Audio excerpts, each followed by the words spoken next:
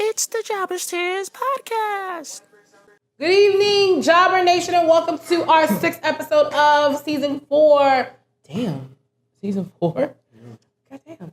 On the Jobber Tears podcast, as always, I'm Janelle from HR here with Sir Wilkins, Mrblacc, and Leo in the background that did something for, what was it, Google, YouTube today? YouTube? They did the same thing.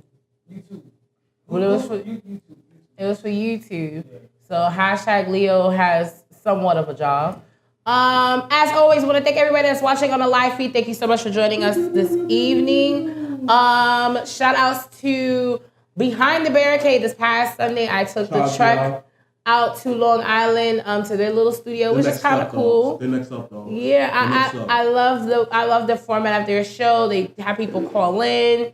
You know, we watched a little bit of the Yankee game. The Yankees won that day. So it was kind of like the pre-show to Money in the Bank. So shout out to them for inviting me in. I always miss it. And always, oh yeah, because they're 2 p.m. on Sundays, every Sunday. I was watching and call in, but like I mean, one time I caught it.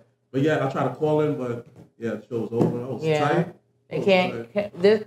Shout out to Sir Wilkins for calling in, giving us some love on the air. But thanks to anyone that watched and shared the link on Sports on the One Go and Behind the Barricade. So make sure you support. Always say support those that support you. The boys Behind the Barricade are actually going to be a part of the commentary team for Imperial Wrestling.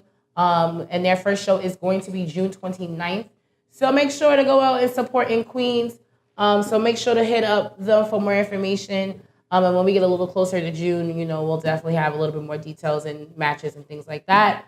What else is next? Unfortunately, we were promoting Sunny Kiss joining us on today's episode, but unfortunately, he is very, very sick. He came down with a little cold, so he unfortunately could not join us tonight. But we want to wish him well wishes and hope to a speedy recovery because he is actually going to be a part of the Battle Royale for Double or Nothing this weekend. So hopefully he gets better, gets on that plane to Vegas, and, you know, kills it with AEW's first pay-per-view event. And speaking of AEW Double or Nothing, we are having our viewing party. The boys will be there. I, unfortunately, will not be in town.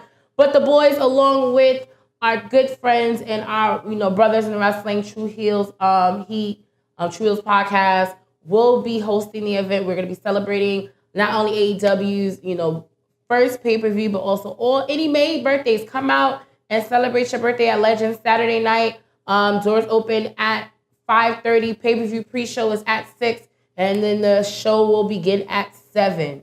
So make sure, and then anyone traveling out to Vegas, safe travels, have fun, win some money, and have a good time, as always. And then last but not least, before we do start our opening segment, next Wednesday, we're going to do a special episode of the Jabba Tears podcast with myself and 3 of my very, very good friends that are on the independent scene. We're going to do an Inside the Indies episode where it's going to honestly be uncensored and uncut. Like, I want you guys as wrestling fans to see a different side of the business. I want you guys to understand, you know, the business from 3 different point of views. You know, these gentlemen have all, you know, kind of come up together, but all have different stories and different journeys. Some have families and some don't.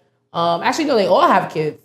So I want to be able to give you guys a personal side into what their day-to-day can be and also in their life and how wrestling has affected their lives. So make sure to tune in for that special episode next Wednesday. It should be starting around 8:30. May not be here, maybe in a nice little studio. We're working on some things. But make sure to tune in and join us and tell a friend because it's going to be a very, very, very special and different episode that's going to happen next Wednesday. So before we do get started, how's everyone's week so far? Everybody's life in the pursuit of happiness going? I've been listening to that Tyler album. It's fire. What, Tyler the Creator? Yeah. Oh, how was it? I mean, you have to be a fan to appreciate it. Like, for example, it's like, it has the structure of Flower Bomb, but it has the soul of Flower Boy. Okay. It's really done from beginning to the end. It's like a musical journey. Like, one listen, you may get this feeling. The next leads another feeling. It's like a trip. It's like a perfect Stones album. Oh. Okay. What about you? What's going on with you? No. Simple life, no job. Simple life, still no job. You lying. Like, you do work. Nah, nigga. I don't work. We just gonna continue to have that I'm a bum. You're not, though. Leo, how's your week going so far? Do you have any announcements you want to make? Leo's about to have 2 kids. Yeah. So Leo got his girl knocked up again. Another set of twins. Not his girl. So actually, I'm a single man. Leo was a single man forever. But does it change the fact that you're Leo? So Leo about to have 4 kids. Actually, you are not. Leo is nasty. Does she watch the show? Leo is nasty. Does she watch the show? 6'2". No. Leo is nasty. Leo is about to have 4 kids. 4 kids. Do you hear me, ladies and gentlemen? 4 kids. There's a reason why he called me Dirty Dick Leo. He don't know how to use a condom, don't know how to pull out. Do you know, like, what real bitches really gonna fuck with you with knowing? Yo, you be surprised though, son. Because here's the thing. 6'2", knew I had 2 children. 2 is, you know, that's doable. That's 2, dog. 2 is not that bad. Like, what's just like, nigga? 4? My nigga, that's half of a starting lineup. Yo, son. Like, we had faith in you, dogs. We got faith in you. We was rooting for you, man. When he messaged us in the group chat, Facts. I felt like I was Tyra Banks in that America's Next Top Model scene when she took the black girl off. That's how I felt. I felt like Tyra Banks. We was rooting for you, dogs. We were all rooting for you. But no. Like, do you know how to use a condom? You want me to teach you? I don't use condom. And that's why you have 4 kids. Wow. 4 kids. 1, 2, 3, 4. Are you 4?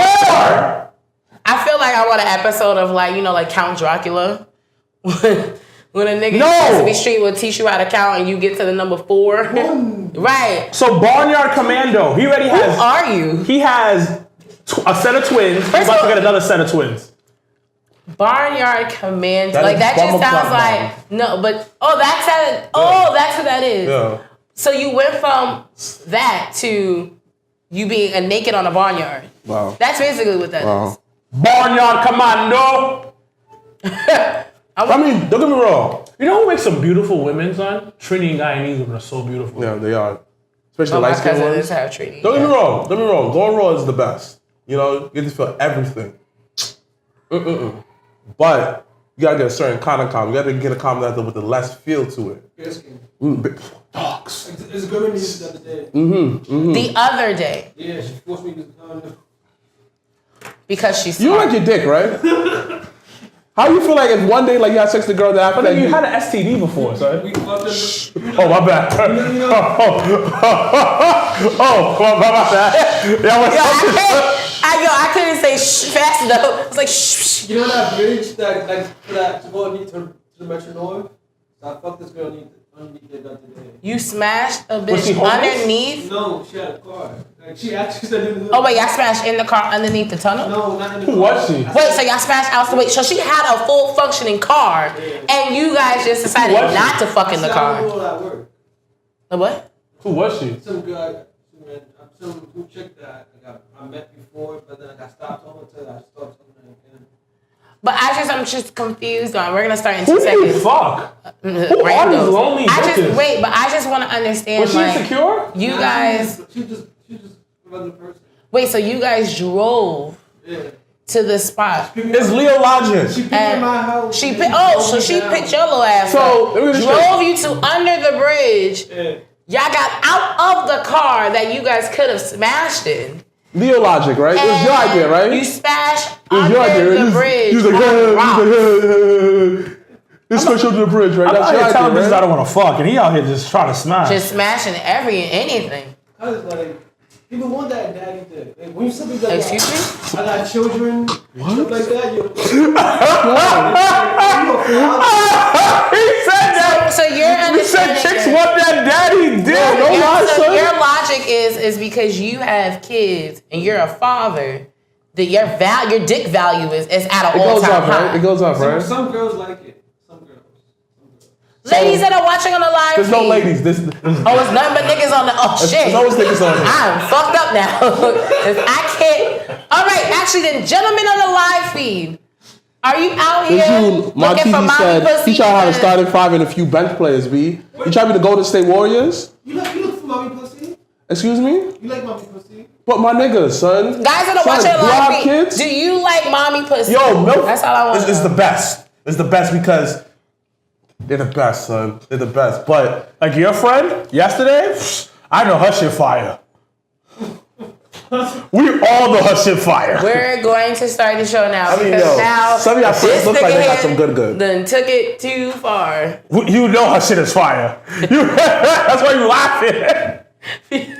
I mean, I don't know personally myself, He but tried his hands over Fantastic Four.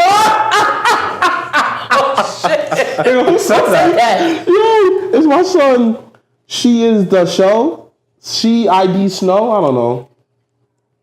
So trying to have the Fantastic Four. Yo, That's Fantastic Four. We don't need no more. yo, everyone said that pregnant coochies is good. No, I didn't say pregnant coochie though. Pregnant Coochie's They say fire. milk. How do you know? I've heard. Oh, Because so what it is, the pheromones are higher, and most women that when you're with a woman that's pregnant, she's like more attractive. Like I had a boss. Oh my God, her hips got wider, lips got bigger, and she was walking around with the wagon, but she was pregnant as hell, which is kind of attractive to me. But she was just all Pregnant. I just feel like Their that's tits get bigger too. Yeah. well, yeah, because of milk. Yeah.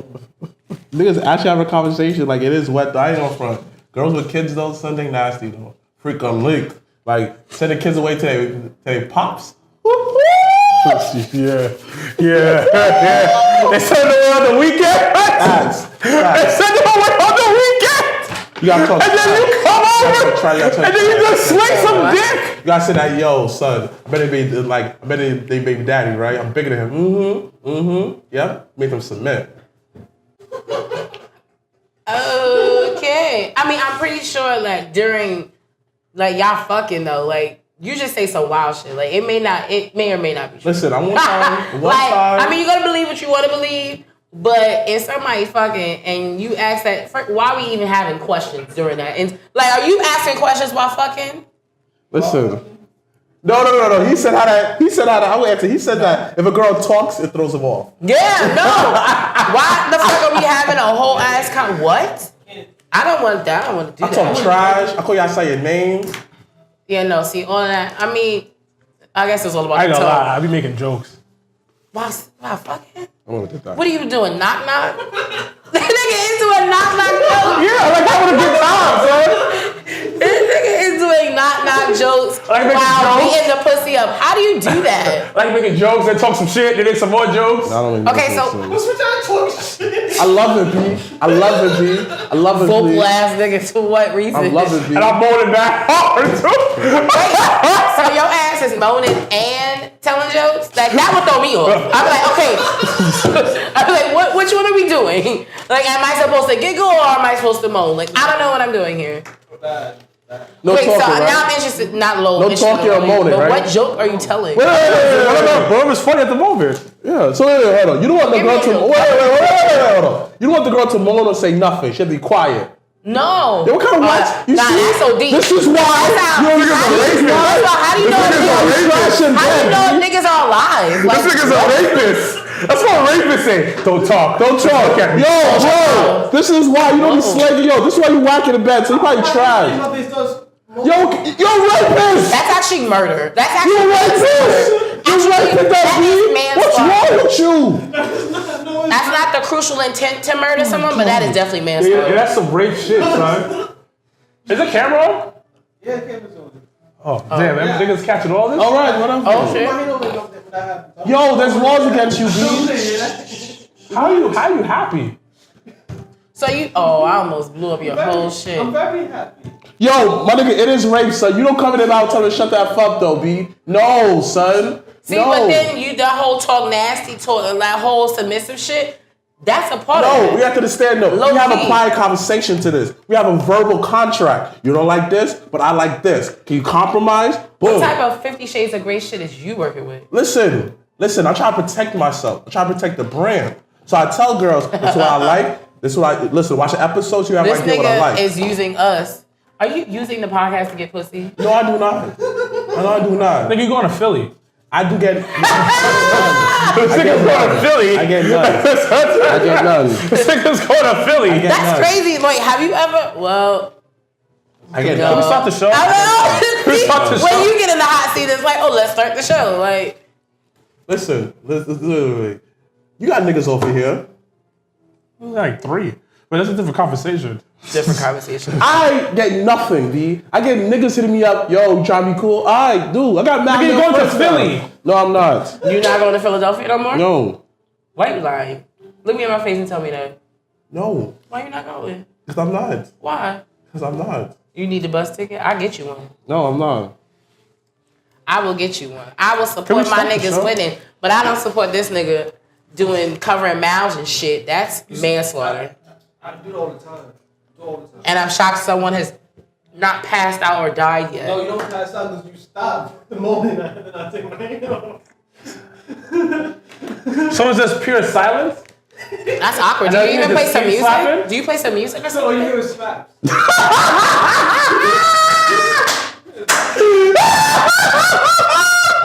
Oh, yeah, slaps. That's what you hear is slaps.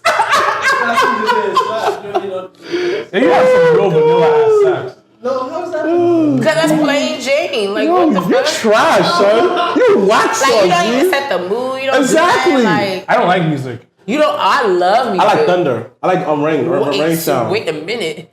You out here like white noise and shit? No. Here's a During trick. sex. Here's a trick. You gotta make the room Likes dark. You gotta make white the room noise. dark, right? You gotta get a few candles. The scents in one. Vanilla. You know, get something that spices the room. Like a little sazon for the room. Then go on YouTube. Good thing you have YouTube Red because, oh man, all night rain. Y'all doing too much. Nigga said thunderclaps. Nigga talking about- Nigga said thunderclaps for the I claps. didn't realize there was one guy I used to date I dated for a while. She always wanted to have music on. I'm like, yo, what the fuck? Nah, music is like special occasions type shit. Or you just don't. Nah, B. Straight. The sound of my voice in your moans. And jokes. I don't know.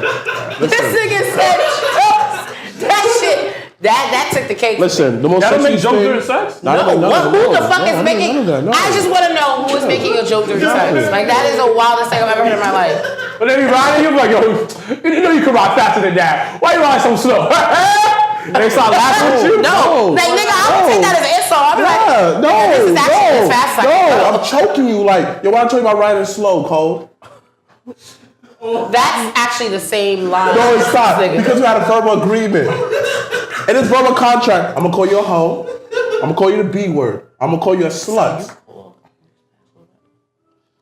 Yes. And you did all that time? Yes. And she was okay with that? Yes. Okay. I'm out here telling chicks they're beautiful, how much I care about I them. never do it. You know how many females tell me that I never said that they're beautiful and stuff? Because that doesn't, you don't think And you have that to say way. during sex, make them feel good.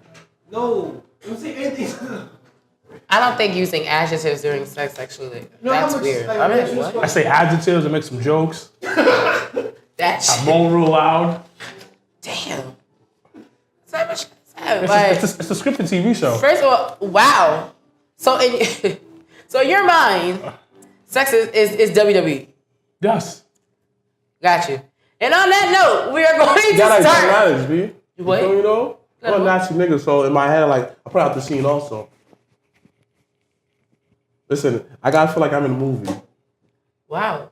So y'all just Hollywood type niggas is what you're telling me. Basically. Think about it. But we're gonna start our opening segment behind Gorilla's position with our OMG moment of this week. I really don't know how the fuck we ended up starting to talk about that shit. Yeah. But our OMG moment of this week goes to people having morals over cash, apparently. So first Sami Zayn, then Daniel Bryan, and now Kevin Owens and Aleister Black have been added to the list of WWE superstars that will not be going to Saudi Arabia. So when they started going to Saudi, Sami Zayn has not been there, but he's been there for more cultural reasons because he has Syrian. Syrian is his descent, and Syrians and Saudis, they got beef for years. So because of people, WWE don't want put him in bad positions and vice versa. He just doesn't go to Saudi Arabia. And then Daniel Bryan decided not to go after the greatest, fakest Royal Rumble because of Saudi Arabia's idealisms about the LGBTQ community. So, because he had different, morals and understandings, he decided to back out and didn't go to Crown Jewel. But now, apparently, Kevin Owens has decided not to go. And I think it broke today. Those are watching on live feed in real time. And those on YouTube Land on Wednesday, that Aleister Black will not be joining them as well.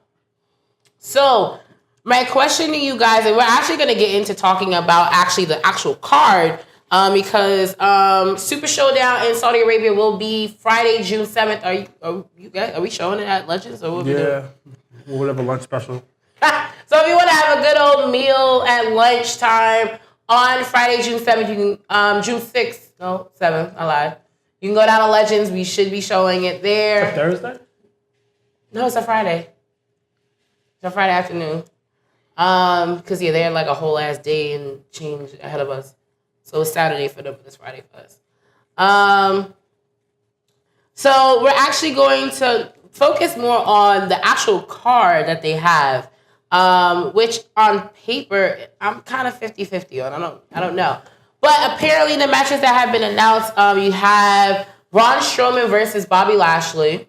You have, for the Intercontinental title, you have Finn Balor versus Andrade Cien Almas, which I really think is I don't know how the fuck Saudi got this and we didn't get this. I'm a little jealous about that match. But you have that. You have Triple H versus Randy Orton. 80,000 years later again. And then they're going to also have Roman Reigns versus Shane. Who thought that's a good idea? Roman Reigns versus Shane McMahon, the best in the world. And Versus then the big dog. Also, two possible matches that'll probably be announced within the next week or so, where you have Kofi Kingston, the WWE champion, versus Dolph Ziggler. And apparently Dolph got entered into the picture from this past Tuesday on SmackDown, which we will talk about later, because of Kevin Owens deciding not to go to Saudi Arabia. So it will be Kofi versus Ziggler. And then the other possible match that we're hearing is Seth Rollins, Universal Champion, and Brock Lesnar, who is your 2019 Mr. Money in the Bank, which we will get to later in the show. And then last but not least, you have Goldberg versus The Undertaker. So, my question to you gentlemen is this their best card that they've given us for Saudi Arabia yet? Because once again, we've been two out of the how many years left in Saudi Arabia that WWE got left? It's been 2 years so far? Well, 2 events. So 2 shows. So they have this show coming up in June, and then they have another show in Saudi Arabia. Is it years or events? So I think they took, 10 years? It's a 10-year deal. 10-year deal. So it's 20. So it's 20 events. But I think what it looks like they're doing is 2 pay-per-views in Saudi a year. So they're doing this one in June, and then they're doing another one the first week in November, right before Survivor Series. So, what do you guys think about the card itself? I mean, there are some hits and misses, I think, with the matches that they're providing. But honestly, in my opinion, I think this is probably one of the most decent cards they've given us from the last 2 Saudi Arabia events they've had. So what are you guys' thoughts? Let's start off with you, Mr. Black. Oh. Okay. I'm actually thinking Goldberg versus Undertaker should have did when Goldberg first came back. Reigns versus Triple H. Kind of over that. We did that too much. 50-man battle is always cool to see who's going to come out. That's always a plus. Roman versus Shane. No. I feel like Roman fighting Shane, going into a feud with him, watered down his feud with The Miz. Because it's looking like, nigga, how you have a feud with 2 different people on 2 different shows? It's like, it just waters down and like... It does, but I get, in a sense, why. Like, I feel like the angle they're going with Roman is more of him fighting authority. Because remember, when he first came back and the whole, like, superstar shakeup and he went on SmackDown, he super punched Vince McMahon. Then that happened. And then now he's going against Shane McMahon. So it's like, it's kind of that Austin theory where you're going against all the authority. But again, I feel like The Miz had a great story with Shane. It should have left him and Shane. Well, no, they're still, like, from how Money in the Bank ended, that storyline I think has no problem continuing. I don't know. I just feel like Shane stretched out too short. He's too oversaturated now. It was cool to see him every once in a while. One person. He's too oversaturated. It stretched him out as a character. He lost that mystique to him now. He's just he's just there too much. Other than that, with the matches, I feel like, other than that, like you said, I feel like it's gonna be a decent card. Like, it's good to see Undertaker over there. Good to see Goldberg. Like, having these Goldberg over there. How often people in the Saudi Arabia will get to see Goldberg? You know, because WCW didn't go over there. But if I get to see Goldberg, the man you watch for years, I actually play him in the video games, is always a plus. So I like these Saudi Arabia events, because it gives people that, like us, that look like us, been through similar situations, different part of the world, to experience WWE how we experience WWE. Going to the shows, you know, it's probably like a big thing. People have festivals, all of that, just because WWE goes to the show. I kind of feel this way because WWE, like I said in the previous shows, like, this is a great thing for WWE doing, because you got to be the one that takes the bullet. You got to be the one that takes a lot of these stuffs. Because when that over there gets popular and everything, right, everyone will be dick riding on WWE, riding on like a horsey or something like that. I had a horsey. Yeah, because it's dick riding. Take my horse to the old town road. You got a Wrangler deal. So wait, hold on. So yeah, other than that though, it's good for everybody. It's not meant for us. I think this is not meant for us. It's for the people over there. This pay-per-view is not meant for us. It's for them. All right. So Wilkins, your thoughts on the current state of the Super My Showdown? teacher said Goldberg and take his fight for the AARP title. This is one of the best. This is one of the best cards that they ever put together. But once again, they're playing off of the whole nostalgia type of feel. We look at it. These pay-per-views are not meant for the U.S. market. It's totally meant for them, and they're stuck in 2005. So you have the Undertaker, you have Goldberg. This is 2005. Like, they're playing vignettes from like No Mercy 2008, 2009. They're playing vignettes from when Goldberg started the fucking streak. Yeah, like they're playing, WCW. and then they show vignettes of Triple H and Randy Orton, and I like the way that they're doing it because they're not putting them on the show, on the main shows. They're kind of like, you know what? We'll show some vignettes, we'll promote it, and they know that the situation in Saudi Arabia is fucked up.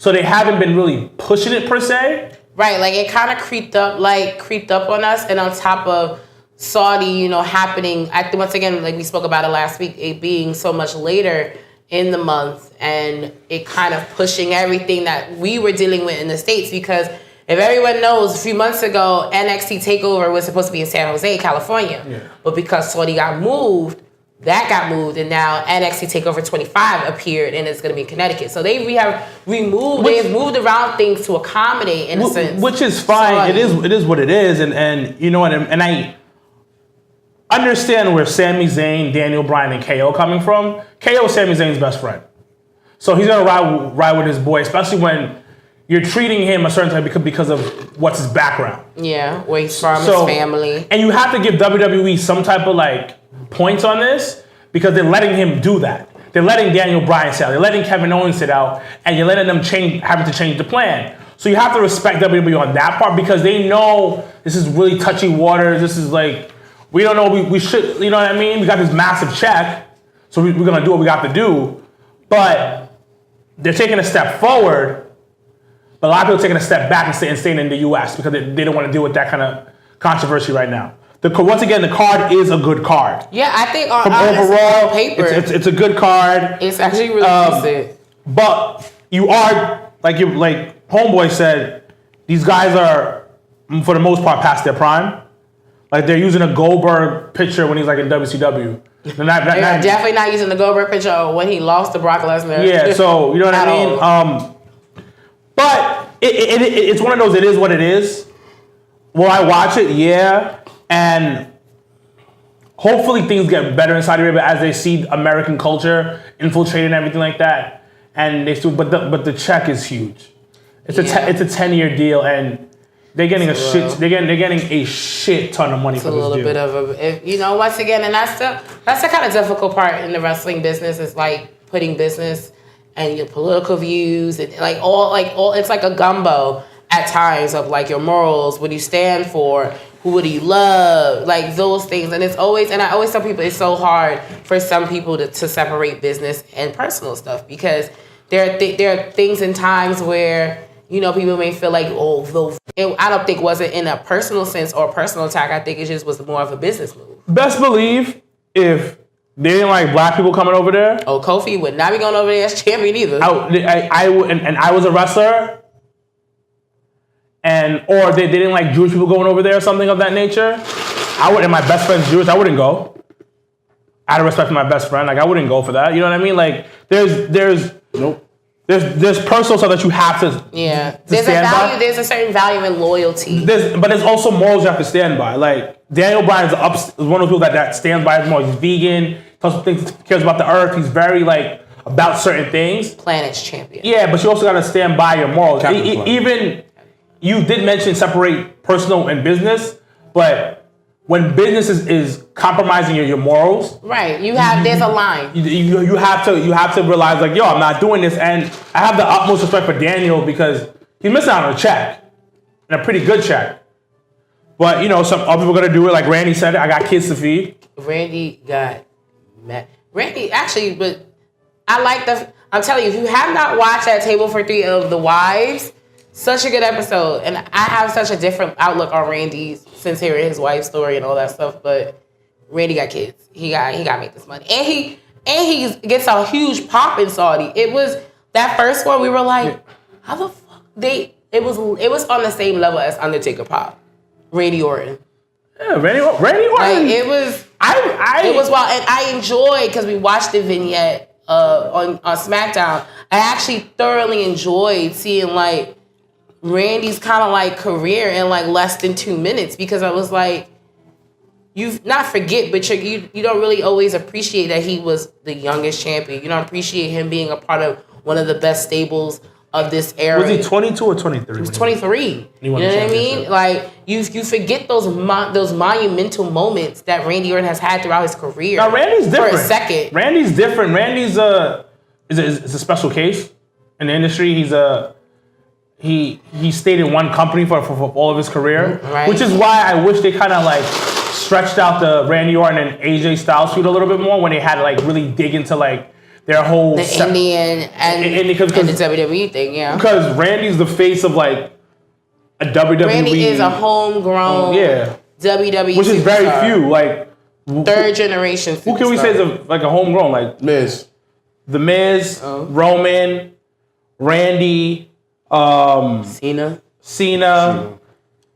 Batista. Okay, Charlotte. Brock did New Japan. Braun. Yeah. Brock is technically. Brock did New Japan though. Yeah, he left. Yeah. No, but he started in WWE. Yeah, but who never you're left? Still kicking me, sir. No, sorry. But the thing is, all the people you name have not gone to a different promotion. Oh yeah, that's true. But you know, he started and came back. What about Edge? Yes. I think not Christian, because Christian was. I think that Edge is more like the more traditional, going through the territory. Yeah, Edge is one of them. I think the best example, Mark Henry, the best. Rock. Yes, the best example though would be, I'd give it to John Cena. John Cena is Bob, yeah. No, I said The Rock. John Randy, that whole class at OVW, like it was John Randy, Batista, Brock. Like that whole class from that OVW era is definitely. But they all left them, like John said. Well, John said nothing. They all left you, and now we're still here. No, well, you win some, you lose. They had a some. good class though. No, that's what I'm saying. Like all those guys, yeah. It's like the '96 NBA draft class. Mm-hmm. Like legit the '96 NBA draft class. That's like the black. It was the elite that came out of that OVW. Ziggler was in that one. Bobby Lashley was in there. The Miz was in that one. There's a lot of Punk. There's a lot of those. Punk. We're just not gonna. Punk was one of them. Punk was ROH. Punk is like that. Yes, and with an asterisk, because you just be like, Punk can't wrestle. You got to denote that. Well, damn. He can't. Bailey. Yes, unfortunately. Punk can't wrestle. I never said Punk is overrated in the ring. Mic skills, he's one of the best ever. correct. In the ring skills, like people, I don't know why people love him so much in the ring. You know what it is? Punk is definitely one of those, like, you know, and I hate to say it, he's definitely like shades of what Austin was. Where like in the ring, Austin was better. no, was better, but was not the best wrestler. No, and the reason why I always say that, and I don't mean we're going off subject, because I got into an argument with my boy about this earlier today. I was like, the reason why you believe that he is such an amazing wrestler is because he was in ROH. Yeah. And he was in that dojo. And also the internet wrestling fans like can't stop sucking his dick. Like, they keep saying that he's the greatest in the world. Like, no. He did. The greatest thing that came out from that time was Daniel Bryan. And that got overshadowed because of everything that was going on with Punk. Yeah. So I hate when people are like, yo, hey, he's the great. No. Did Punk wrestle a lot of great people? I'm talking about Eddie, Ray, and on the indie scene, stuff like that. He was on there. But it was because he was very charismatic. And I will never take that away from Punk, of what Punk can do on the mic. Punk was one of those guys in that period of time that was great at storytelling. And outside of the ring. Yes, he was that. Regardless of like his pedigree in terms of the actual like ring ability, his ability to tell a story. And that's what I'm talking about, his charisma. Now the thing is, number two is, people's like, oh, he changed the game, blah, blah, blah. No, he did not. If you can, hold on. Because the only reason I think was pushed to the top was because they're going through a steroids problem. So they needed a straight edge nigga to be up at top. So they started pushing him. Low key. And my only issue with this nigga is that he acts like he's bigger than wrestling. Instead of giving, you know, and I had to have a conversation with someone about, like, people don't look at wrestling. It's all about how you look at wrestling. Like, for me, because us doing the podcast, me knowing guys in the indies, like, I've learned that wrestling is in a sense of a fraternity. So there's that, you have that type of lock-in loyalty where, and you have this, like, code of honor. And I feel like Punk may not have agreed with how certain things played out, but in a sense, he kind of broke that code when it all ended up playing out the way that it did. And I understand him being angry of him being fired the way he was. Right. Because I can give you that. You know what I mean? I can give somebody that because, like, yo, my nigga, this is my fucking wedding. But to completely the way he dismissed wrestling, that's a little fucked up. It was like it was kind of like a piss on your grave kind of moment. I'm gonna say this. I agree with Punk for dismissing wrestling altogether, because what gave you the greatest joy gave you the greatest hurt. And sometimes to get over that grief and hurt, you gotta separate it two and just and that's fine. But don't completely dismiss it. Like the thing is, it gave you whatever you have in life. You cannot tell a person how to grieve. I'm not telling how to, but I'm just saying, like, you can grieve, but there comes a point where you can't shit on something that you're the best at it. That's because niggas trying to do Brazilian Jiu-Jitsu, he's coming in last. He's trying to do MMA, he's trash at that. Jack Swagger got a better But it doesn't matter though. It's just like you can't tell somebody how to do something like that. And I get it. It's just like, I'm gonna tell you a personal story. You know why I can relate to Punk? Because I related to me in church. Like, that gave me tremendous amount of joy. But after a while, I had separated myself because, I had a lot of hurt from there. So I disassociated myself. The whole church as entirety.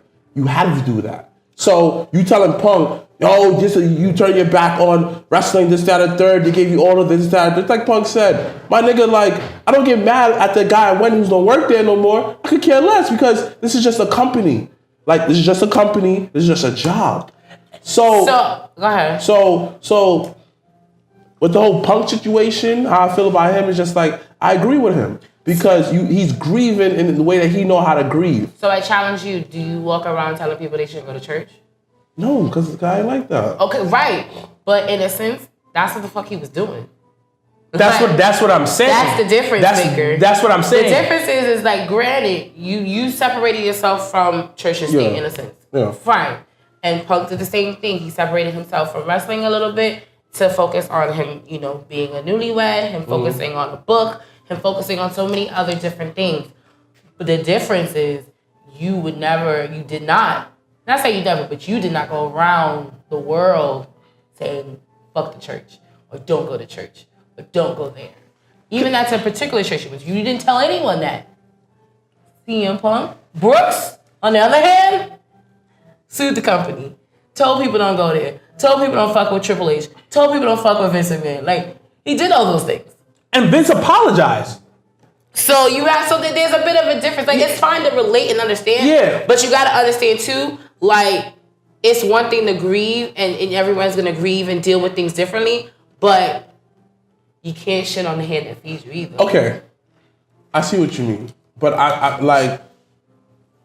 feel like when any situation when it comes to wrestlers, there's a lot of gray areas. No, because one thing I'm learning, people have a different relationship with Vince. And when I'm hearing different interviews, one person said Vince is this type of person versus that type of person. Sometimes it's all about your personality and how you feel comfortable as yourself. Because what I know is a pattern, like Vince like people who stand up for themselves. And I think, honestly, if Punk would come to WWE, Vince would welcome him with open arms. Because that was one of his greatest rebel he had in the company during that time. And I feel like, honestly, you explaining it, do I think Punk was one of the greatest wrestlers? He's in, like, you can't really determine greatest wrestling when it comes to wrestling. Because I'm going to tell you why.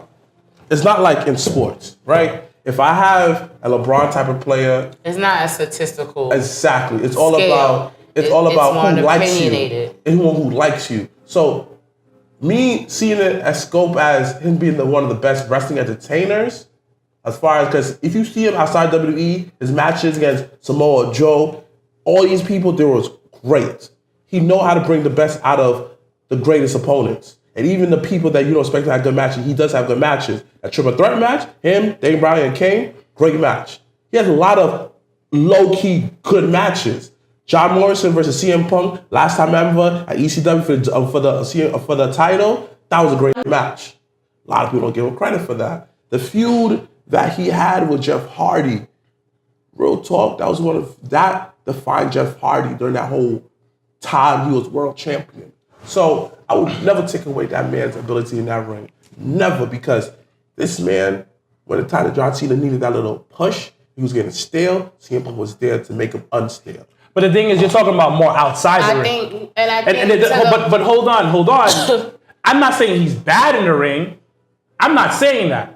I'm not saying he's not as great as everybody say he is. Because if you listen to the internet, the way they talk about CM Punk, it makes it seem like this guy's the next coming of technical wrestling. You have to understand there's also biases. But that's what I'm saying though, because if you really break it down and take away the tattoos, the gimmick, the dude can barely do a corner roll. Oh, that's a regular nigga at the end of the day. And his elbow drop wasn't good. The Rock Sharpshooter wasn't good. But that's what I'm. The Rock Sharpshooter wasn't good. But I'm telling you, I'm not saying that The Rock was the greatest wrestler. I never said that. I've never said that. I think there's a difference, and it's interesting that I feel like we always somehow find this conversation. There's a difference between an entertainer and a wrestler. Yes. And I feel like Punk's an entertainer. Punk is a definite entertainer. But it's sports entertainment. If you put him like against, like, if Owen Hart was alive, Owen would chew him out and spit him out. I guarantee it would be a good match. But the thing is that hold on. Hold on. It would be a good match because you keep saying it would be a good match because of him. When you wrestle somebody, if it's me and you in the ring, I have to carry you, you have to carry me. And if you do shitty stuff, I have to cover up your shittiness. Or I have to act like it wasn't the best, biggest because thing. I have to sell for you. We forget that because how great somebody is. You be like, yo, that match was really good, but you don't know what went into that match or what moves was done to what was done back here to talk about that match. Because if you have Daniel Bryan in the ring with you, he's gonna make you look good because you know Daniel Bryan think about the bigger picture. Wrestling's a dance. So if you fuck up on your step, I'm gonna maneuver around that to make it look good. See, that's why, and that's what frustrates me when people kind of low-key talk about Nia Jax, because like I've said in episodes before, Nia Jax versus Ronda Rousey Money in the Bank last year was by far one of Ronda's and Nia's best matches separately and together. And it was because there were times where Nia carried Ronda, and there were times where Ronda had carried Nia. But the two of them together, they danced very well. And that's what you call about chemistry. Him being in a ring with fucking John Cena, he knows how to do that. And you are right. He did light a fight at John Cena's part of his career, because you know what? Cena's a beast when it comes to on the mic. I will never take away that. Like, you know how many times I watched his promos? One of his greatest promos when he said your arms are too short to box with God. Nigga, he was a Nas line. A fucking Nas line in pro wrestling. Like, where'd you get that from? And I know niggas in the back ain't write that shit down. No, those white boys in the back did not write down that Nas line. But the thing is, I will always say this. He's phenomenal on the mic. He entertains. When it comes to this stripping everything down, one of the top guys during his era was Daniel Bryan. People always never give him that play. When it came to this pure ring work. And I'm not saying he's horrible. And I think a big part of it... Because he'll out-wrestle me any day. I think a big part of it, too, is like us growing up. You know what?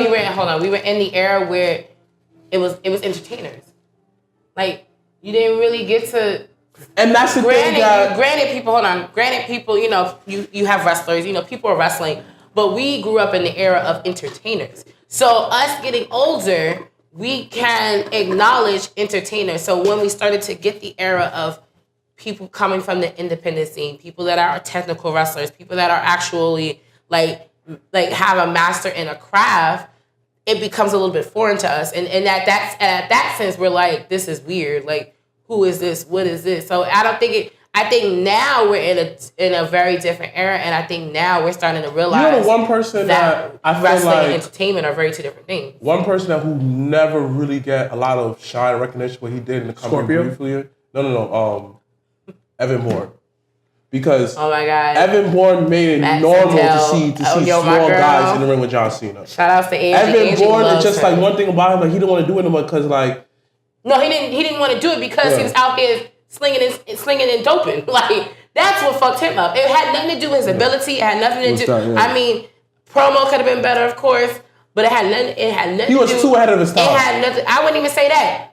He just could not control his drug habit. And granted, it wasn't like hard drugs, but if you have a policy, you gotta abide by that shit. And it was the same. Remember we spoke about that about Randy last night? Oh, wow. When we said that, we said, yo, Randy had that period of time where he was red hot, and it fell off. It fell off so quick, you forgot about that shit. But it was because Randy was out here slinging and doping, and you couldn't. And us, we were just like, but why? But if you have a wellness policy in play, you have to play that game. And that was Evan Bourne's major issue, is he could not play in that game. He did what he wanted to do. And WWE was like, yo, we get strike one, strike two, strike three, you out. It was a different time. I think, just to finish off my statement, wrestling during the era that we grew up is a different type of athlete. And I think we forget that. Because wrestling when we were growing up was pure storytelling. It was, okay, drop down, leapfrog, we're going to do this. I'm going to come to the corner. You're going to look weak. I make my comeback. We're doing this, blah, blah, blah, blah. Cool. Because that was the era. And it was a lot more. It's like you have Nintendo 64. Now we got PlayStation 4 now. And the Switch. The type of athlete that we have now is completely different. Very different. From what it was. And then you can even go back even further. You don't got niggas that are 300, 260, yeah. 6'2". Hogan's era. Even more basic when it comes up. You don't got the Tony Atlases. You don't have that. So you got I kind of feel like this all goes back to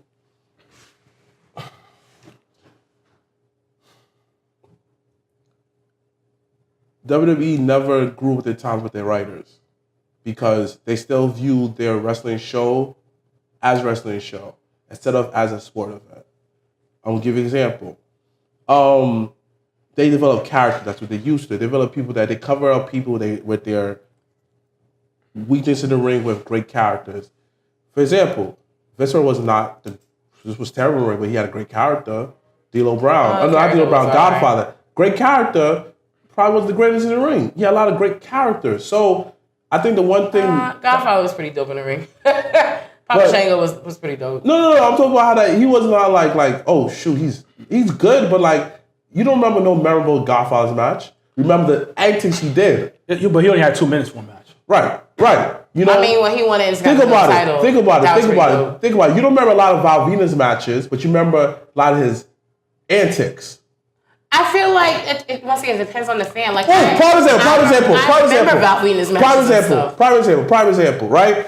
Kurt Angle, when he came to WWE, he was more of an entertainer. He had to bring out his entertainment side.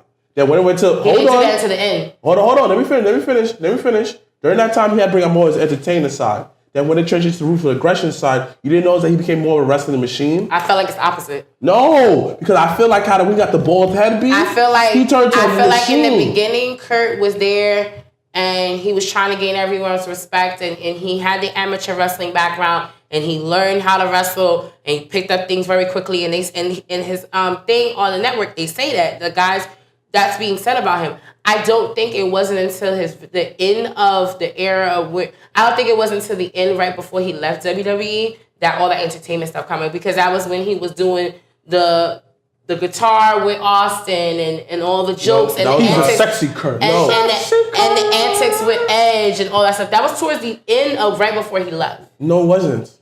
I feel like it wasn't, because I'm gonna tell you exactly why. The ruthless aggression era, when he was doing all this stuff with Kirk, with Austin, that was during the invasion angle. That was towards the end of the Attitude of ending. Him doing all like the stuff with Edge, that was pre-shave off the head. When he shaved off his head, he had a feud with Brock. He had a feud with Rey Mysterio. He had he was part of the SmackDown 6. He became tag team champion with Chris Benoit. So he became a monster. Because I would say I feel like elevated, but I feel like I enjoyed getting Kurt. But Kurt Angle that's a great example, a man who had transitioned from more of an entertainment wrestler to like a pure wrestler. Because you noticed like the landscape was changing.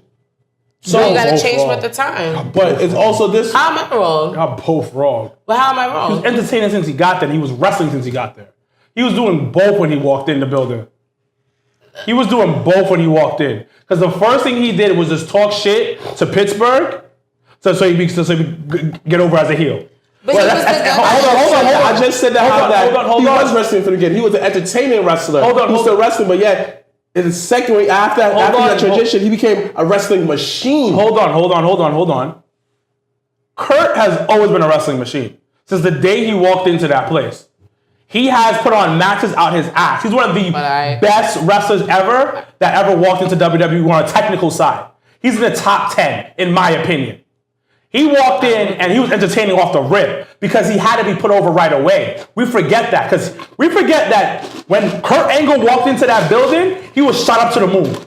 Oh, absolutely. He was already in the top mid-card. He was the pre-Roman push. But no one's saying that. Like, I'm not saying he wasn't. But he's entertaining already. I know, I said that. He's entertaining and he was wrestling because the thing about it, he had to come in because his gimmick was, I am an Olympic gold medalist when it comes to wrestling. So that means he has to wrestle out his ass in the beginning as soon as he walked in. And then he also has to entertain because you forget that he was going to turn from a face to a heel. I said that. But you didn't say that. You said that he started wrestling towards the end. No, I said that. For me, he didn't. I felt like in terms of the entertainment, like entertainment for me. I feel like the current entertainment didn't happen until mid to end of when he was in WWE. No, it was not. Like with the whole milk carton thing and the whole Austin thing. So I'm saying to me, that was entertaining for me, is what I'm saying. No, you said I had to do all the entertainment stuff towards the end of his career. Yeah, that's going towards the end. That wasn't the beginning. Like when he came out, he was serious Kurt. Like Kurt had to prove himself. And he had to say, like, listen, because everybody looking at him like, oh, you know, you just coming here, you're Olympic gold medalist, you're this, you're that. Like, you're not a wrestler. And he had to, in a sense, prove I think that y'all two watching two different Kurt Angles. Because how I remember Kurt Angle is like he was entertaining as he was entertaining wrestler. Because during the time, it was called for that. Then, he was always could wrestle. Always. Well, I'm not saying that he could never wrestle. But I'm not saying that. As hell. To you is what I'm saying. That's the difference maker we're saying here. The difference is that the period that you enjoyed Kurt the most was not the period when I enjoyed Kurt the most. No, I'm not. No, you see, this is where like we lost in transition. Did Mark turn on the AC? I'm sorry. Yeah. Did he turn on? Yeah, he turned on the AC. Okay. No, you're missing the point. You're not listening to what I'm saying. I'm saying that the greatest example. Niggas is making sure we cool, calm, and collected. But That means move on to the next subject. no. I think that you missing my point. What I'm trying to say. I'm not saying the most entertainment as far as what you enjoy though, but I'm saying that the era that it shows you that what y'all talking about, how that there's more wrestlers. I'll say the greatest example is that Kurt had transitioned from entertainment wrestler, someone who's entertained himself, who could wrestle, to like more wrestler. He was the beginning of that. But I feel like I feel like he was like then. I would agree with this one. He was like that the entire career. No, but like how that you show more crazy of his wrestling skills. But see, the thing is because the landscape was changing. Right. They wasn't focused so much on entertainment side than the wrestling aggression. He had transitioned more of being more wrestling monster. First of all, it was the different people he was wrestling, and and it goes back to what you were saying in terms of the chemistry, in terms of understanding, the person you're wrestling. It goes to what Wilkins was talking about. Exactly. Kurt Angle became more aggressive in 2003 to the end of his WWE run. 2003, I remember that exactly. Shaved his head, he became wrestling beast. He was demolishing niggas. But all I'm saying is the Kurt you enjoyed is during the ruthless aggression era because that is your era that you love. No, it's not. My main point was this thing. It's not me enjoying Kirk. You enjoyed the era. No, not his even aggression. that. No, not even that whole enjoy the era. My point I'm trying to make is this way. He made a point talking about how that now there's more wrestlers. Back in the day, it was more entertainers. Correct. So I said that the greatest person who had transitioned from entertainment wrestler to more of a pure wrestler was Kurt Angle. But Kurt was always a pure wrestler. No, I understand that. But I think you missed my point when I said that they're better athletes now. That's the difference. No, hold on. You're talking about wrestling. We need to move on. Now we'll leave it as this. But what I'm trying to say is that the eras that you're talking about, ruthless aggression era, the attitude era, were quality wrestling for those times. What you're seeing now is pure athletes. It's all about fucking gymnasts in the fucking ring. Like you can look at Ricochet. Like doing like three flips in the fucking Yeah, but a lot air. of you forget though, during the Ruthless Aggression, you got a lot of dudes that who's come in like that. But Paul London and Brian Patrick. But I'm trying. Beginning of the era of the high flyers. Hold on. What I'm trying to say is that was something different. That was something different. That era was something. You see somebody do a 360 flip. That's something different. You see somebody doing any type of moves, like those types of moves, that's different. They're instantly called cruiserweights. Now, it's a regular thing to a point. Like, it's to a point that you see 10 super kicks in a match. Every time you watch a match, you see somebody dive, do a nosedive outside the ring. What I'm trying to say is that athletes are different, just like basketball, just like football. People are moving faster, they're jumping higher, and they're doing different things. Are they not telling the story the way they're supposed to, like in the old school? Maybe not. We don't know that. But I'm trying to say athletes are different. And I think we get lost in this moment of comparing people to now, where you got to kind of sit back and be like, yo, let's look at athletes at that time in the world. Niggas weren't running as fast as that fast before. Things are just completely different. And when we go, and I really thought about it one day, and I was like, yo, we can't shit on Rock, Stone Cold, say they can't wrestle. They can wrestle. They can do these dope shit, but it's for that moment in time. And now when you look at it from the scope of 2019, you're like, what the fuck? Niggas ain't that good. But they were for that moment.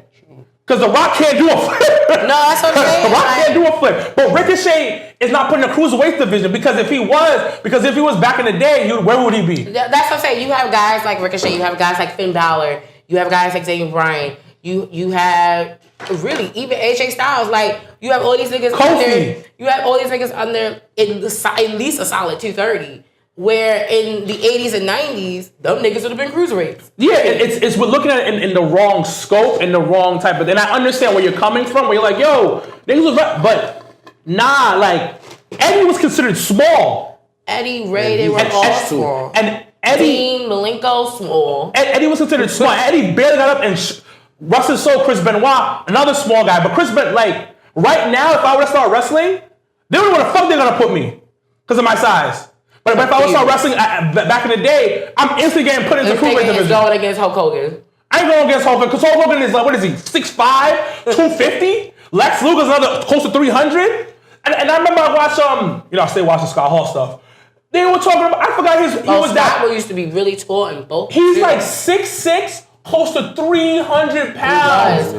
And before he killed that guy. But the thing is, one of the things I will always say, this is why I always say Shawn Michaels is one of the greatest of all time, because he was the only nigga. Shawn Michaels is 6'2", 6'3". But he was like, but he was definitely under 230. He was like 210. Definitely was under 230. 215. I might have weighed more than him, and he was wrestling all these niggas. But to be fair, there was a lot of drugs not calling involved in that, so that's neither here nor there. Yeah, a lot of drugs not. But to move on, coke. Huh?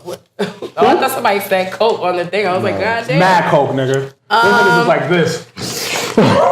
All in the back, all lines and all. We're about to start fighting. And he can give me a bump, nigga. I feel like that's what Vice needs to do, an episode on the drugs and alcohol of wrestling. Scott Hall said it the best. He was like, yo, when Miss Elizabeth died, he's like, yo, me and Alexa were taking mad drugs for 300-pound motherfuckers, and we gave it to a chick that's like $110, 300-pound worth of drugs. That's just like, when I watched, so I rewatched the Andre the Giant thing on the network, because it was the HBO special that they put it on the network? It's on the network. So I watched it again, because I was just like, I wanted to watch it again. And to learn that fucking Andre the Giant, Ric Flair said him and Andre the Giant went through 64 cans of beer in one night. Who? What? Andre and who? Andre and Ric Flair. Niggas, you have a problem. Beer for beer, 64 cans. You have a problem. I'm stomach hurt. Like, you have a problem with that. That shit is wild. That's wild. And like they were saying, like Mean Gene, because Mean Gene was in the documentary. Mean Gene was saying like how Andre would ask for a case of wine. Do you know how many bottles of wine is in a case? My nigga, at least a solid 9 bottles. That's not a lot. 9, 12 bottles. My ex used to go through 9 bottles of champagne in the night. She has an issue, and we all know that. Okay. Anyway. Who wanted this one? This one? Yeah.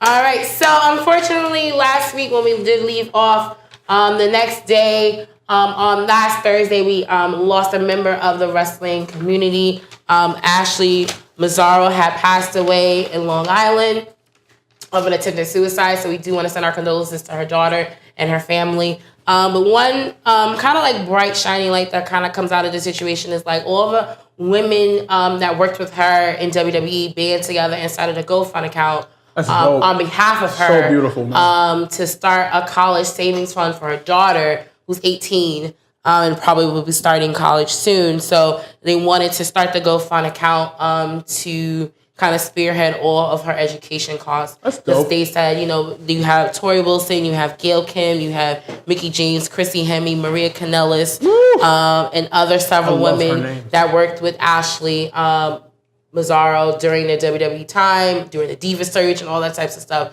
So they got together and banded it and went through and started a GoFund account, which I think is really dope that people can come together during, these kind of like rough times of losing someone that sometimes you don't know what they could be going through or don't know, how they're feeling and things like that. That's why it's always important to check on those from time to time, make sure they're good and things like that, because you just don't know. But I do think the kind of like shining light in this situation is that they started a GoFund account campaign for her daughter to kind of help with her education, because once again, they said it's something that she would have wanted. Okay. So, just wanted to bring it up. So I don't know if you guys have any thoughts or comments or anything. No, this is really amazing, and it kind of shows like the beauty of this, like what we mentioned before, the fraternity or the sorority. That we have within the wrestling community. Because very few people in the wrestling community don't start from that bottom of the bottom part of wrestling. You know what I mean? Where you ain't making no money, you're getting paid hot dogs and handshakes.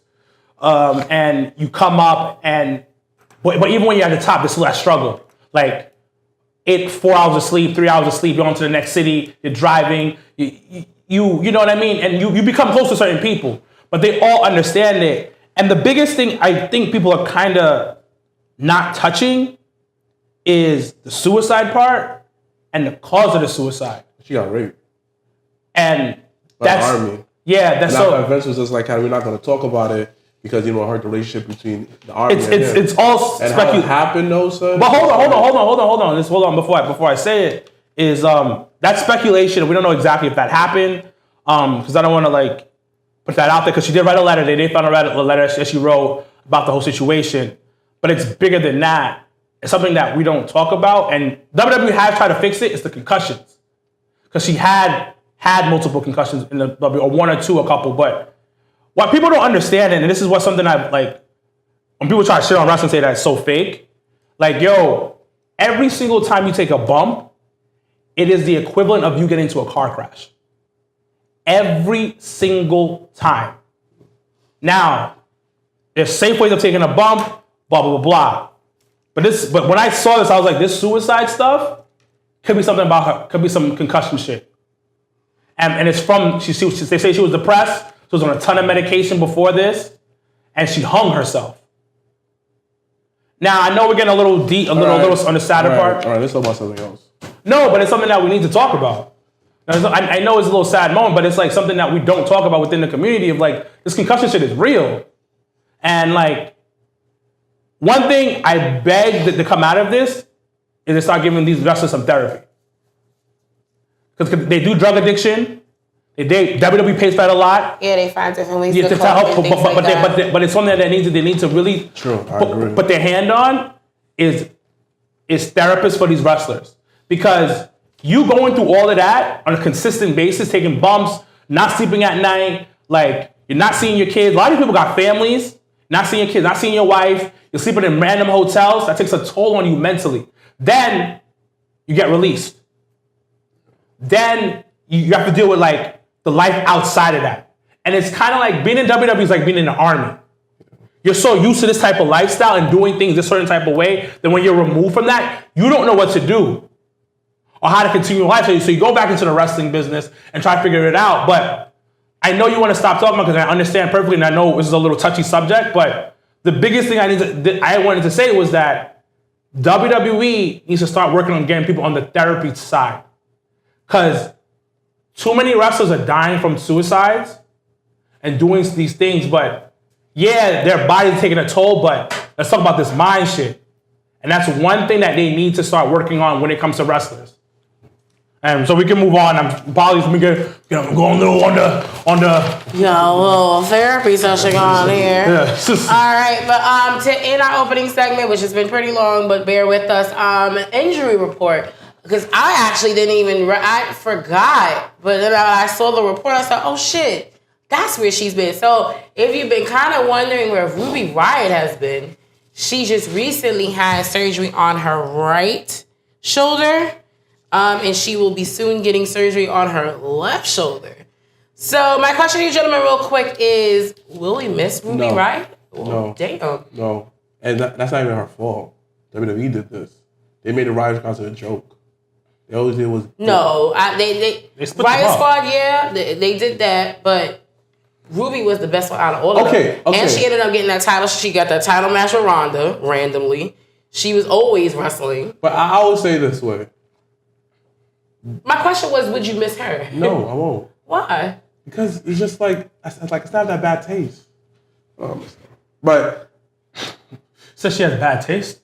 Yeah, like I love her, but like like she makes Sawyer Strong look good. Like she Sawyer Strong look great. Makes me cool. Sawyer Strong looked great in the ring that time I saw her for her.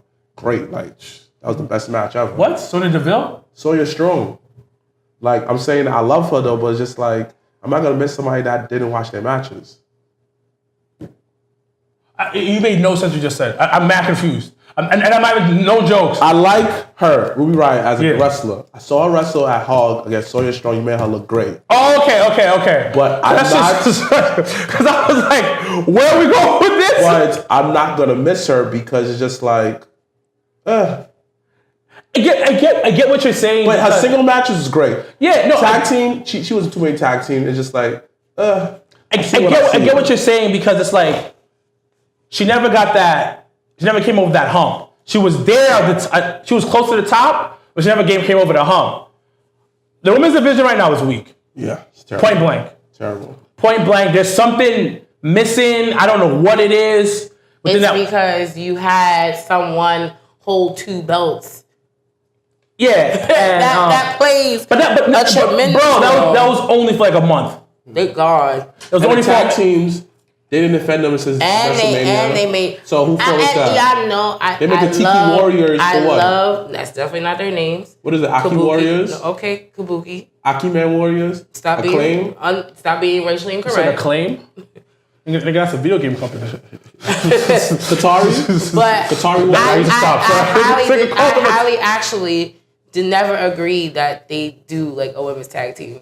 I never thought there was too many body. No, it had nothing to be sexist. It's nothing about being sexist. Okay, need you to stop being ignorant. It has nothing to do about sexist. It's about it doesn't make sense. It does not make sense. It didn't make sense at all. You don't have as many tags. So you don't have many as tag team. They don't. Yeah. And then what you end up doing is putting together two people and saying this is a tag team when that's not a tag team. I mean, by definition, yes, but by chemistry, about the history, like no. Again.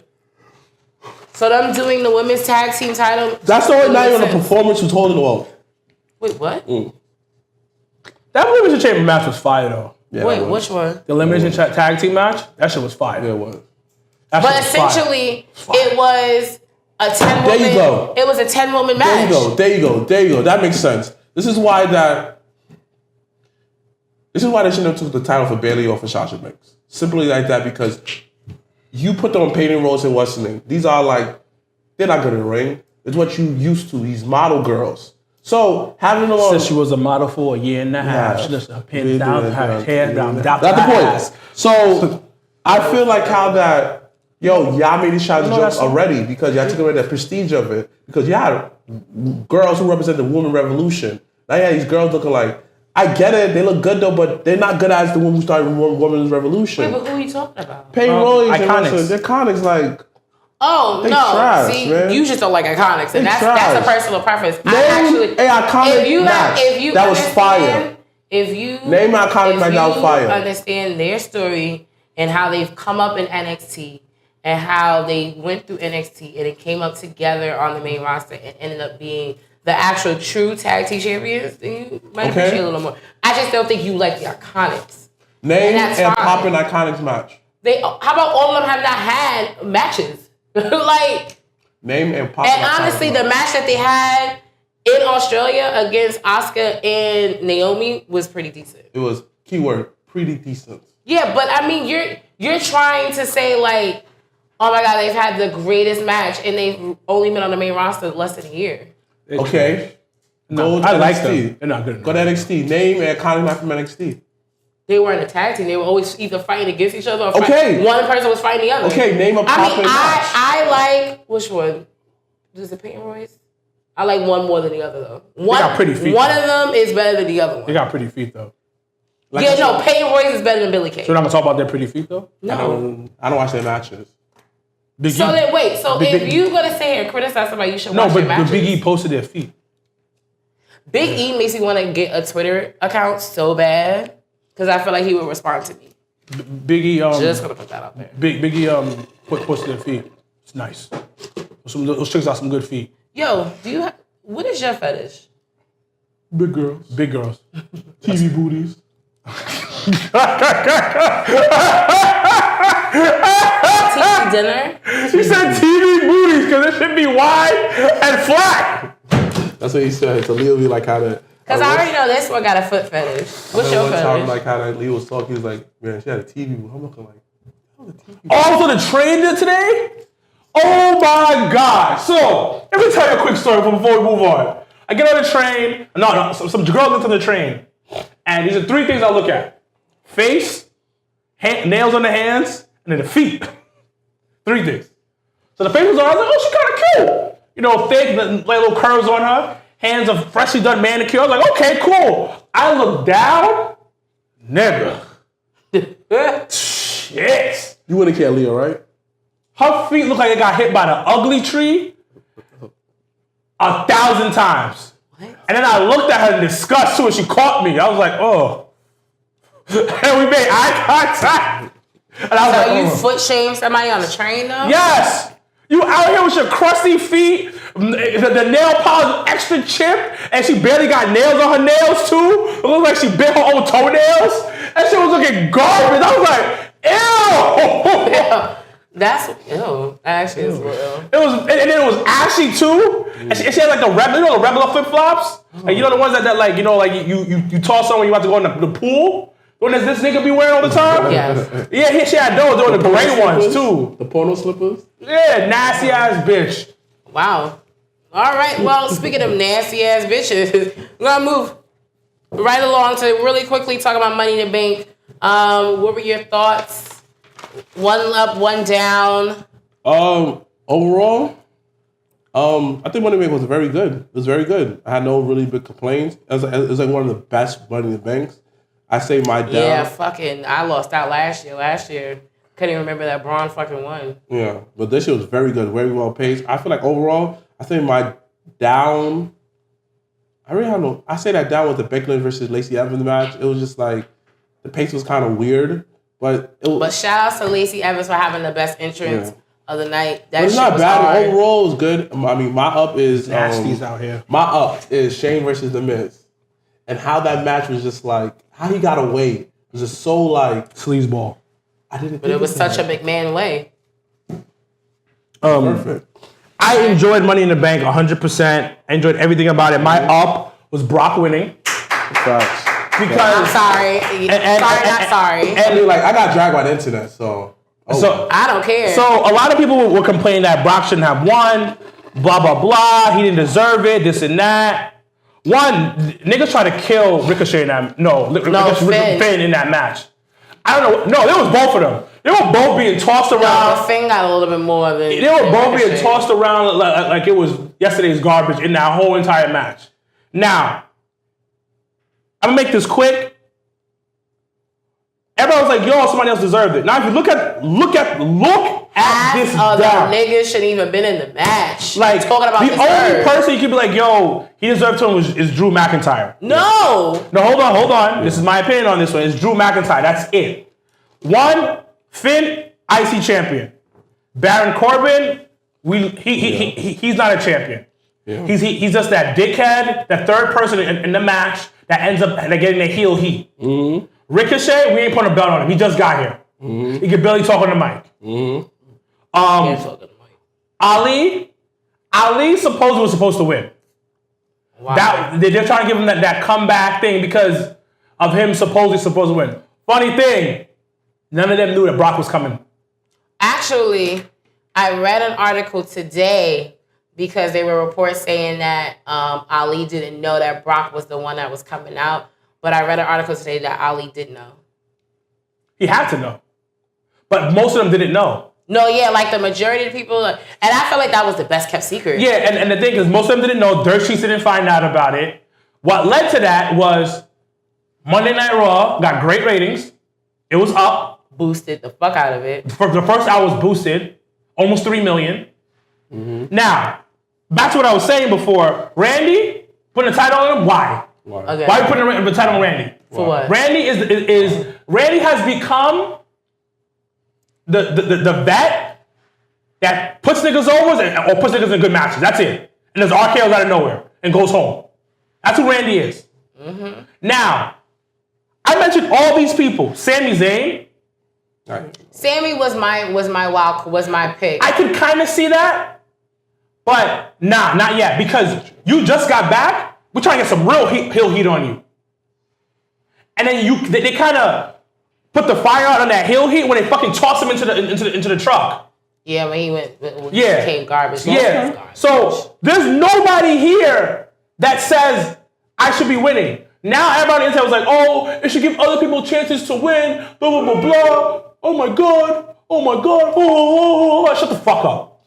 I mean, like I said on the Black Door, it's just like, yo, you gotta add more prestige to the to these stuff. Like, you need winners. This is not basketball, where like it's unpredictable. You need prestige with that Money in the Bank. And after a while, it's just like, who do you remember most? Who won Men in the Ring? Remember Edge?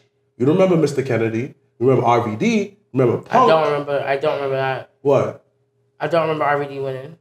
It was during the time that he won it, and after he I believe you. I just don't believe you. Y'all remember RVD? Y'all remember Punk? No. Y'all remember Kane winning it? Yep, I actually do.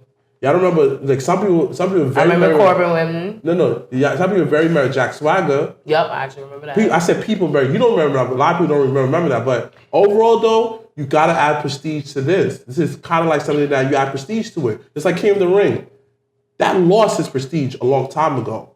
So you cannot make anybody of course, but it lost prestige. Now it didn't lose prestige. They just stopped doing it. Right, and lost prestige. Like that person was Stu Barrett. It was not. They didn't add prestige to it. Now Brock winning Money in the Bank. Oh shoot! You see Heyman, may not see Brock, just like he did he teased Coffee. And it makes everybody literally on their feet. I'm sorry. The fact that people can bitch and moan about Brock, the fact that Brock Lesnar climbed that fucking ladder and he was scared out of his ass because you could see it in his face when he got to that last rung, he was like, oh, that's a little too high. Mm-hmm. I don't know what the fuck. He was in uncharted waters and no one is appreciating that, so that's already a 1. The fact that Brock Lesnar climbed the ladder and then he sat on top of the ladder and he looked like a kid in the candy store. I've never seen Brock Lesnar smile so hard in my life. I said, him shit. And Undertaker when he raised up and started laughing. And honestly, I'm sorry. I as much as and I told people at Legend, I was like, yo, we can't shit on WWE for at least a solid week because, everybody bitches and moans and they like to pick apart what WWE does wrong and does right and things like that.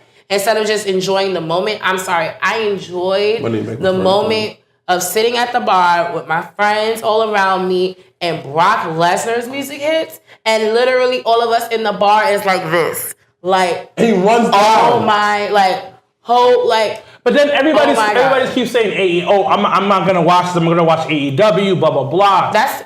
Okay. And the thing is, who cares? There's nothing wrong with this, nothing wrong with that. But what that just did, multiple things happened after that night. Brock became a meme. He's a GIF. Everybody, that shit was all over the internet on so many ways. Because he came out treating that Money in the Bank is like a fucking boombox. He's out here. Tuesday, it's a fucking GIF. Everybody's talking about it. Everybody on the internet it was getting and this is what I talked about a couple of podcasts ago. Attention was given. All eyes was on the product. People were hating WWE as much as they were hating Game of Thrones. And you know what? A lot of people who said I canceled my subscription tuned in the next day to see what happened. I just don't.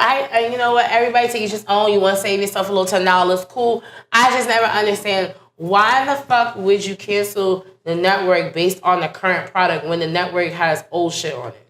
Like, that shit. But the thing is, A gotta do with B. But the thing is, it doesn't make any sense. Like, it doesn't make any sense to me at all when I see this, because it's like, yo, you're still talking about it. Because the thing about it, once you put in Brock on your Twitter, he's trending now. Once you put Raw on the Twitter, he's trending. Once you put Money in the Bank on the thing, it's trending. So you're giving them more attention. More sponsors can be like, yo, these guys are getting attention. You don't understand. I don't think people understand, like, when you complain about this shit, you just keep making them more and more powerful. You keep saying about AEW. Silence is golden. And if nobody liked it, they wouldn't have had a boost in ratings. If it didn't make sense, it wouldn't hit almost 3 million. You know what 3 million means? 3 people actually watched it. There are a lot of shows on TV who don't even hit 1 million. And you're about to hit 3 million. Granted, it's not Attitude Era ratings. But at the same time, they went up in ratings because of Brock. Right, Brock is money. Deserves to get paid what he gets paid. Because he's the value. He adds the value to the product that at times is missing. And I always tell people, like, I never had everybody, like, whatchamacallit, Quintus was like, I never knew you were a Brock Lesnar fan. I said, I never hated Brock. I said, honestly, a lot of these niggas that now have gotten TV shine and that have been put in positions should actually thank Brock Lesnar, because do you think for a moment, if Brock Lesnar was on Raw every week, you ever think that the women would ever main event Raw? Seriously. Do you ever think there would be certain matches or certain people that would get the spotlight on Raw if Brock Lesnar was on every fucking week? Ronda brought money. Ronda brought money, or more eyes on it. Brock brings eyes on it. Like, we just have to admit it. If you don't like him, I get it. But when people are chanting AEW and making a huge thing about like, yo, these two don't coincide. It's fucking oil and water. They don't go together. Right. AEW is a completely different company. And the thing about it, the way AEW looks, when we get to it, on paper, it doesn't even look like WWE. And they even said it. We're giving them something different. It's an alternative. Yo, it's not a my nigga, I'm drinking Sprite, and AEW is fucking Coke. It's two different. They're both sodas, but it's two different types of sodas. Two different things. All right. So real quick, let's just talk one up about Raw. My up was Raw third hour. I feel like it's used a 24/7 title. Shit's funny. Yo, that shit, I realized it is the PG hardcore championship. It is. I realized what it was. And honestly, today. I was like, honestly, them PG franchise. introducing that also exposed a big problem. They have a lot of guys who's not doing nothing. That's the biggest problem at 24/7. actually, it's not but that was the problem. That's something we already knew. But like, it definitely put it on screen. But like overall, the 24/7 title, I was like, oh shit, fire. Janelle, And I like the fact that everybody's like, oh, there's something new with it. No, they've been doing this forever. I remember back in the day, once it hit the second hour, it became Raw is War. It's a go to commercial, come back with a whole new theme song. So this ain't new. They've been doing this. But I like the fact that they changed in like it was a different feel at the end of Raw. It felt like a different show. So, like you said, don't crap on WWE for this week because one of my old ass falls asleep. Right, yo, I'm telling you, that third hour is a struggle. But I liked it because like I watched the Hulu version, so that don't count. But nevertheless, though, it was a cool aesthetic to see. All right, so you like the 24? I actually do like the 24/7. 24-hour rule. Like I felt like the only thing that only kind of have is the color of the title. That green is not so much. I ain't feeling that green. But how it's like a forest green. Nigga, that shit is trash. It's trash. But the design of it grew on me. It's just the color I don't like. Color's not that bad. It's not that And one down for me. It's a belt you can see from that afar. And one down for I guess one down for me was the color of the title.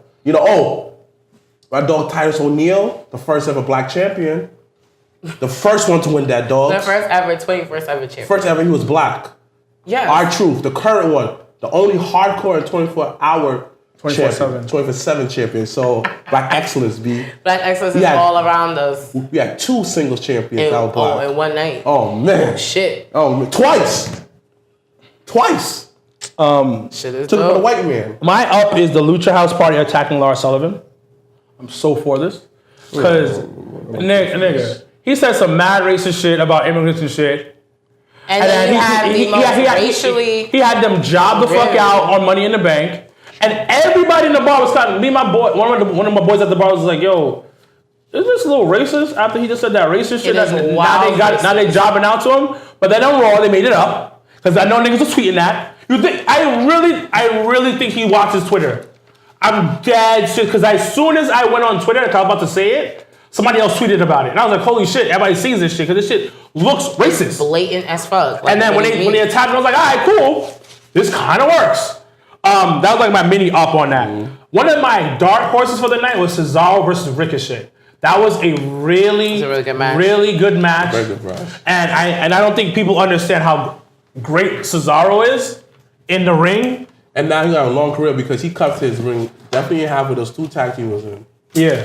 All right, let's talk about SmackDown real quick, gentlemen. What do you think? What are your thoughts? Damn. I mean, I think Ziggler coming out. That shit was fire. It was fire. It was dope. That's some big dick Zig. Whoa. Big dick Zig. Okay. Some big dick who's fucking Amy Schumer? He was. She's not all that though. She definitely isn't. She not. But she got a pancake booty, right, Leo? What's a pancake booty? Shit flat in the back. Yeah, like this. But sometimes pancakes are fluffy. No. Nigga, who fluffy flat. Oh. You got a pancake. All right. She's built like a white woman. What else? Actually, I did like the Becky Lynch and Bayley, Charlotte and Lacey Evans match. Carmella. I did like that match. I'm telling people before, people don't understand how R-Truth is such a valuable asset to WWE. Yo, it is ridiculous. But the thing about it, you have to understand, he turns shit into gold. They give him shit to do, and he turns it into gold. He makes it work out. He's like... Yo, shout outs to y'all know I love him. Wrestle Shade on Instagram. That's my guy. Oh, if you guys on Instagram do have him on not the show follow one day. Wrestle Shade, he lives in Virginia, so we trying to get him to come to New York so bad. But his clips, when he was like, yo, R-Truth with the shiny lace front, yo, I laughed for like 2 minutes straight. I watched to be like, does he still have the championship hat? So now, like, most of his videos now, he's not like front of the camera. He's like, you could just hear him commentate. So, but it is definitely. You got the like my side of the championship hat. I'm like, yo, he's dedicated. Like, I low key want to have him on the show. Let's talk. No, I co-sign. I would love for him to be here. Anything else to SmackDown real quick before we give our kind of must-see things about AEW this weekend? No. Good. All right, so real quick, AEW once again is having their first Double or Nothing in Las Vegas. Second pay-per-view? Well, technically, well, yeah, it's first because as a company, because All In wasn't an AEW it's event. definitely not, and definitely ROH owns those rights. Yeah. So, as I was saying, AEW's first ever pay-per-view live on Bleacher Report, live and also on pay-per-view and also at Legends. So once again, if you don't feel like spending a little money, but you'd rather spend it in food and beer and a good time, come out to Legends this Saturday with the boys being there of the Jabba Tears podcast and also True Heels. My question to you gentlemen real quick, as you see the card here, what are you most looking forward to Cody see? versus Goldust. Cody versus Dustin Rhodes. Dustin Rhodes. I don't recall who that is. Well, you better learn. The man I grew up was Goldust. Well, that's not the man. He killed him. He killed him off. Chilling with my best friends. My match is the Young Bucks versus the Lucha Bros. Okay, for once again, the AAA World Tag Team Championship. Kenny Omega versus Chris. Kenny, the Alpha and the Omega 2 is happening. Beginning and the end. And what I actually really like what AEW announced is that if you have not heard, they will be crowning their first ever world heavyweight champion. And the way that they're doing it is the winner of the Battle Royale, which I actually love the rules of their Battle Royale. If you do not know, it's going to be, it's a 21-man Battle Royale. It's going to start off with 5 men in the ring, and then after 3 minutes, another 5 will come in. That's hot. And which I think is really dope. And then you have people like Sonny Kiss, you have Ace Romero, Isaiah Kennedy, Brian Pillman Jr., Joey Janela, you got Billy Gunn, you got Jimmy Havoc, you got Jungle Boy, you have Jungle Boy? Sean Spears. And you have Sean Spears, aka the Perfect 10, Ty Dillinger, who was just signed to AEW. So I actually am looking forward to seeing who's going to win the Battle Royal. I think MJF might pull it off. And then I'm looking forward to seeing who's going to win Omega Jericho 2. Kenny. I'm hoping Jericho for points reasons. Please and thank you, Jericho. But once again, the winner of each of those matches will face each other in a future AEW event to be crowned the first ever World Heavyweight Champion, which I think is a really, really Wouldn't that be All In? It may or may not be. I don't know. Once again, they're not doing All In was not really AEW. Well, the next pay-per-view is going to be in the next show. I think they're doing. Oh, okay, that could be. Because Stat Guy was like how they already booked it. Okay. Well, that's that, and then let's see what else. Yeah, those are the only 2 things I think I'm interested in. I wonder who I'm actually. I just like SoCal Uncensored. I love Daniels. That's who I love. I want to see their match because I fucking just like what they do. Cody Rhodes and Dustin Rhodes match, that's going to be like a brother for brother shit. But I feel like they could have definitely done a lot more promote-wise the match. They don't need to do that. It's already built up. Whatever. But once again, those are... Wait a minute. It's going to be so-called Uncensored versus Oriental Wrestling Entertainment? So the guys that they're wrestling against is from the Oriental Wrestling Entertainment company that's based out of China. I thought that was the wrestling group. So Oriental Wrestling Entertainment is like... They're like... the next big thing, and they're kind of the future of wrestling because the way that they wrestle, like it's like high flying mixed with like Japanese hard style, strong style. You know what I mean? Does that make sense? What I'm saying? Yeah. So they're known as being these pure athletes that haven't been brought over to the mainstream of part of the world. Gotcha. So they're super dope from what I hear. I personally haven't seen them wrestle. When I've read and when I've heard about them, and then Cody was bringing them the fuck up at the last one at one of the press conferences. So I think Cody knows what he's talking about. It's a good partnership, I think. A random fact 3 years ago, May 22nd, Cody was released from WWE. And what does it look like it being full circle now where Cody He's a has cancer. started I'm not surprised. his own company? Shout out to Tasha Steeles. She over in Impact, doing her thing. It's mad random. That's so random. Yeah, But yes, but I love the fact that But you have to like opportunities. You have to like big up to the fact that like Cody used what he had, and now he is kind of an owner of a company. Executive producer. Like he's doing his thing, and like he left He honestly on his is own doing terms. what His dad? he was born to do. And I think and I feel like with, generational wrestlers, you kind of, some can kind of get lost in the shuffle, but with his dad being the American dream, Dusty Rhodes, I think him doing what he's doing AEW is definitely leading on Dusty's legacy. So I'm really excited to see what AEW does this weekend. It's not a make or break, but it's definitely gonna be a let's see what happens, and is the shit gonna stick on the wall kind of moment. Well, as always, guys, thank you so much for joining us. It's been a very interesting and fun-filled episode. As I did mention, once again, AEW this weekend, Saturday, May the 5th, I think. This Saturday, Legends, True Heels, Job of Tears will be there in the building. Any other podcasts in the area that want to come out, watch wrestling, come network, have a good time. As always, what else? Am I missing anything? Am I saying anything? Am I missing anything? The following weekend will be NXT TakeOver 25 at Legends. So you're getting 3 full weekends of Legends. Come out, come support. Shout out to anyone that is going to Las Vegas. Take pictures, network, have fun. And then once again, next week, I'm doing a special episode with 3 of my very good friends on the independent scene. And it's going to be an uncut, uncensored Inside the Indies episode. It's first ever, but I'm super excited and I cannot wait to get to talk to these 3 gentlemen in and out about wrestling. So as always, Sir Wilkins, Mr. Black, Leo in the background, hopefully have no more kids.